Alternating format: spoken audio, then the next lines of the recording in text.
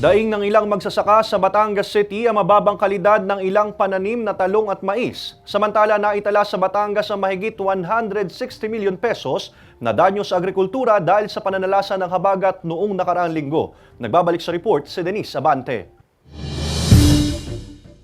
Puspusa na ang pagpapaspray ng mga fertilizer, growers at insecticide sa humigit kumulang 7 ektaryang taniman ng talong at mais ni Mang Akoy sa Barangay Bulbok, Batangas City. Ito'y bilang paghahanda raw nila sa posibleng muling pananalasa ng malalakas na ulan. Malaki raw kasi ang nabawas sa kanilang ani nang manalasa ang habagat na pinalakas ng Bagyong Karina. Dati humaharvest ako ng halos 3 tinulada, ngayon kalahati na la.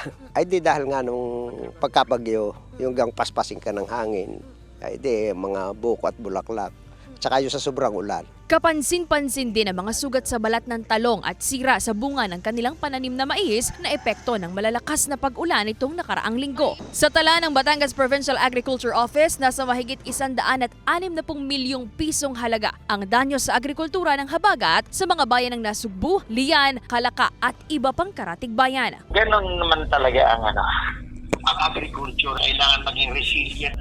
Kasi talagang ganon. Lagi tayong nakaabang, lagi tayong nasa gitna ng weather condition. Tayo naman, lagi naman tayong nakaalalay sa kanila. Laking pasasalamat daw ni Mang Akoy at ng kanyang mga kasamahan na hindi gaanong naapektuhan ang kanilang taniman kaya tuloy pa rin ang kanilang pagtatanim. Ay ako'y hanggat maaari tuloy-tuloy ako. Dahil kako nga si Lord na may naririyan, bahala na siyang gumabay sa atin.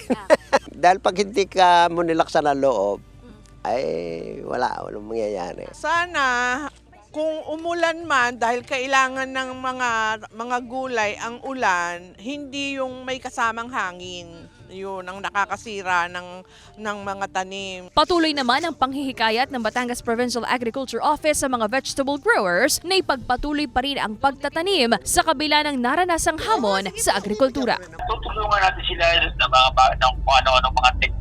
Alam naman nila yan, dahil continuous naman ang ating information drive sa kanila. May mga technique naman tayo kung paano sila magtatanim. Kasama si J.R. Manjares, Denise Abante, Balitang Southern Tagalog.